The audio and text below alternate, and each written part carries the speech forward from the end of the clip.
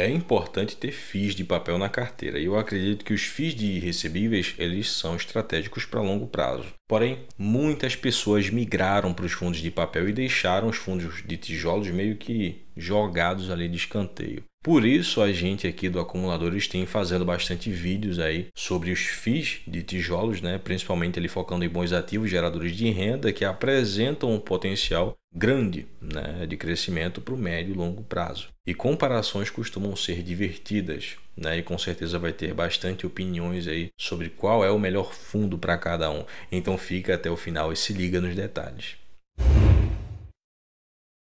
O BTLG11 ele está em uma nova fase, tá? Foi feita aí uma incorporação com o V2 Properties, o VVPR11, né? Um antigo VVPR11. O BTLG ele tinha ali 14 imóveis, né? Entrando ali mais 6 no portfólio depois da incorporação, 20 no total, né? Teve aí críticas relacionadas ao BTLG, mas sinceramente eu não vi uma demora na agilidade em relação à incorporação. É algo que demora, tem burocracias e tem documentos para agilizar, inclusive até com a CVM, e isso gera tempo. Mas sim, o fundo ele demora para esclarecer informações, isso é característico até da gestora. Mas uma incorporação traz ali um benefício, né, de expansão profundo, de destravamento de valor. O fato é que agora é um fundo maior, com melhor capacidade em gerar caixa pela qualidade dos ativos e quantidade também. Mas voltando ao assunto, esses novos imóveis incorporados ao fundo têm locatários saudáveis e alguns líderes de mercado, como é o caso da Ambev e da Mills. O fundo tem bastante imóvel monoinquilino, que de certa forma não são lá tão estratégicos assim, né? O que vale mesmo nesses imóveis agora são os locatários líderes de mercado. O fundo não tem nenhuma vacância, né? Tendo ali um volume de patrimônio agora na casa dos 1,9 bi, né? Após a incorporação. Os investidores que tinham a cota do VVPR11 até o dia 30, né, do mês passado tiveram as cotas transformadas em BTLG11, proporção de 0,99%. Acho que foi um ótimo negócio para quem tinha a cota do VVPR. O BTLG é um fundo que tem imóveis em localidades estratégicas, né, na região de São Paulo, né, bem próximas ali ao centro, que é onde o fundo mantém a maior concentração, né, de ativos, cerca de 91%. O restante das localidades estão ali no Ceará, Santa Catarina e Rio de Janeiro. Porém, com essa incorporação, né, o fundo aumentou a diversificação por estado, tendo 2 ativos na Bahia, né, que são os imóveis locados para Ambev e também para Mills, que eu falei aqui antes dela. Um outro imóvel alocado para a Ambev em Minas Gerais e o restante, né, os 3 em SP. Isso acaba não mudando muita coisa ali da porcentagem, né, por localização, mas acaba diversificando. E a média dos contratos são de 5 anos e 5 meses. São 90%, né, indexados ao IPCA e 10% o IGPM. 50% desses contratos, né, eles são típicos aqueles mais flexíveis, com mais agilidade ali na quebra de contrato ou até no fim de contrato, e 43% são atípicos, aqueles cujo buraco é bem mais embaixo e a pancada é maior numa quebra de contrato. O fundo quase não tem nenhuma alavancagem, porque desde o ano passado tinha aí um cronograma de pagamento de dívidas que foi seguido à risca e agora tem apenas 3 CRIs, ou seja, um passivo muito tranquilo de se pagar. O BTLG11 desde 2018 vem aumentando ali os rendimentos, né? E é uma característica do fundo proporcionar esse crescimento. Pagou 8,57% de yield nos últimos 12 meses, né? E isso para um fundo de tijolo é muito bom, tendo em vista o cenário que a gente está enfrentando, porque não tem nenhuma vacância. E tem mais uma incorporação próxima aí, que vai ser com o fundo BLCP11, né? O Blue Cap Renda Logística. O fundo ainda está aí em processo de diligência, né? E logo a gente vai ter alguma notícia dessa incorporação que vai aumentar ainda mais o tamanho do fundo. O BTLG11 não tem uma taxa de performance e a taxa de ADM é de 0,9% ao ano sobre o valor da cota de mercado, né? Tem uma liquidez média diária que passa ali dos 5 milhões. É uma das maiores liquidez, né, entre os FIIs. É um fundo que tem essa característica de crescimento de valor, né, que beneficia o cotista tanto em proventos quanto também em crescimento de patrimônio. O lado ruim é que os fundos do BTG não têm uma característica de riqueza de detalhes nos resultados. E para um investidor que gosta de acompanhar os ativos periodicamente, pode ser um fator bem negativo numa escolha. Inclusive é algo que muitos investidores reclamam dos FIIs do BTG de modo geral. E é um ponto que me incomoda também um pouco. Mas acompanhando o fundo de perto, eu pessoalmente nunca senti falta de algum detalhe, até porque é um fundo que não se alavanca tanto e quase não se tem novidades sobre os imóveis. Agora que as coisas estão mudando, porque o fundo está aumentando de tamanho com essas incorporações, então tem bastante novidade aí que a gente precisa ficar atento e acompanhando, e às vezes uma demora ali de divulgação incomoda muito. E indo para o XPLG11, que é outro gigante, e uma coisa que é característica da XPlog é que ela busca, né, imóveis que têm aí um potencial de expansão em questão de terreno, e constantemente se tem notícia aí sobre expansões, né, como é o caso recentemente do imóvel alocado para Leroy Merlin em Cajamar. E tem outro imóvel também em fase de obras, né, que o fundo tem uma participação majoritária de 64,2%, né, em Extrema, Minas Gerais. Eu comentei, né, sobre esse imóvel aqui no canal em Minas, né, e a finalização dele continua para o 4º trimestre desse ano ainda. Pô, Johnny, não era para fazer uma comparação?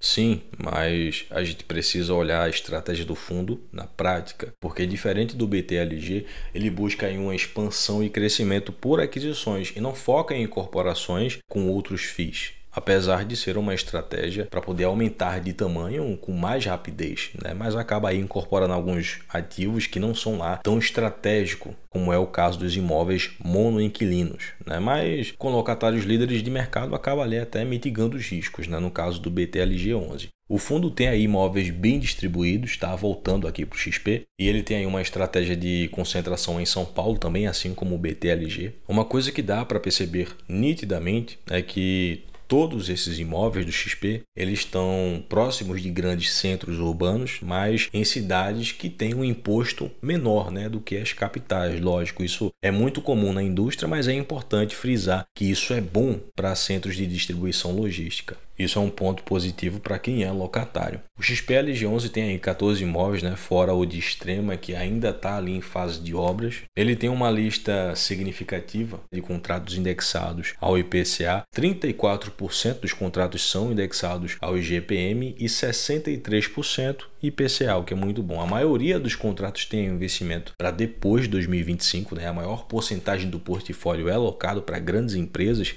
líderes de mercado. A maioria desses contratos são atípicos, né? 58% atípicos e 42% típicos. Quem me acompanha sabe que eu gosto bastante dos contratos atípicos porque numa rescisão a pancada é bem maior. E é um fundo que tem uma vacância aí de 9%, tendo aí aumentado os rendimentos porque a vacância deu uma melhorada. O XPLG tem aí uma taxa de ADM de 0,9% ao ano e ela é regressiva, chega ali a 0,75%, dependendo da quantidade de cotas que o cotista possui, é lógico. Mas tem uma taxa de performance de 20% do que excedeu o benchmark do fundo, que é IPCA mais 6% ao ano. O que em momentos inflacionários acaba ali não performando tão bem, né? Para poder bater ali IPCA mais 6%, até porque é um FII de tijolo, né? Então costuma aí bater esse benchmark só em momentos mais tranquilos economicamente falando. Mas deixa eu fazer a comparação aqui. Tá? O BTLG11 ele é administrado e gerido pelo BTG Pactual, mesma instituição,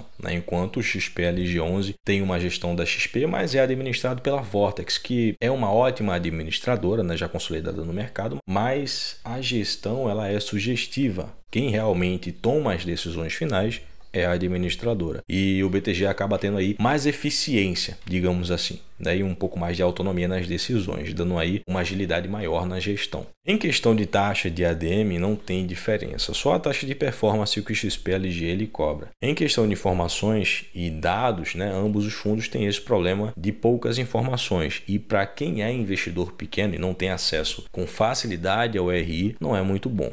E embora o BTG tenha ali um patrimônio de 1,9 bi após a incorporação, o XPLG tem um patrimônio maior, né, de mais de 3 bilhões. Ambos os fundos não têm problemas aí de alavancagem, né? Tem passivos confortáveis, apesar do XP ter aí um passivo um pouco maior que o BTLG, já que ele tem 2 obras em andamento, né? Como eu mostrei antes. O BTLG ele tem um valor patrimonial por cota de R$ 97,97, sendo negociado agora que eu estou gravando, tá? A R$ 102,46, um pouco acima para quem quer manter aí uma margem de segurança na carteira de investimentos, que é o valor real do ativo, né? Com a margem de desconto que ele está, dependendo da estratégia do investidor, claro. E o XPLG11 tem aí um valor patrimonial por cota de R$ 113,90, né? Sendo negociado agora que eu estou gravando a R$ 108,57. O BTLG11 paga um yield de 8,57%, tá? E o XPLG paga um yield de 7,51%